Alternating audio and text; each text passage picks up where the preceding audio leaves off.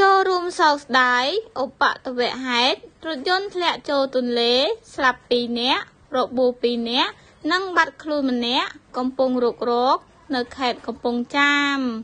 ហេតុការណ៍កើតឡើងនៅថ្ងៃទី29ខែ10ឆ្នាំ2025វេលាម៉ោង 10:11 នាទីដោយឡានមួយគ្រឿងម៉ាកសាំយ៉ុងបានបើកធ្លាក់ចូលទឹកទន្លេមេគង្គនៅភូមិជ័យឃុំមានជ័យស្រុកស្រីសន្ធរខេត្តកំពង់ចាម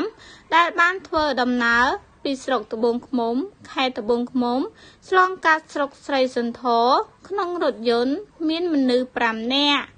គិតមកដល់ត្រឹមម៉ោង 17 នាទីក្រុមការងាររុករករបស់គណៈបញ្ជាការឯកភាពរដ្ឋបាលខេត្តកំពង់ចាម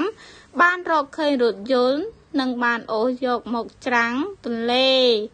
ហេតុការណ៍ខាងលើបណ្ដាលឲ្យមានមនុស្សរបួស2នាក់ស្លាប់2នាក់និងបាត់ខ្លួនម្នាក់កំពុងរុករកកត្តានាំឲ្យគ្រោះថ្នាក់គឺធ្វើការធ្វេសប្រហែសរបស់អ្នកបើកបរ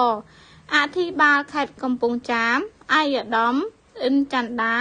បានចូលរួមសោកស្ដាយចំពោះក្រុមគ្រួសារនៃសព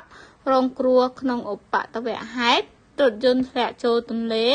និងបានអំពាវនាវដល់អ្នកបើកបរសូមគោរពច្បាប់ចរាចរណ៍និងប្រកបដោយការទទួលខុសត្រូវខ្ពស់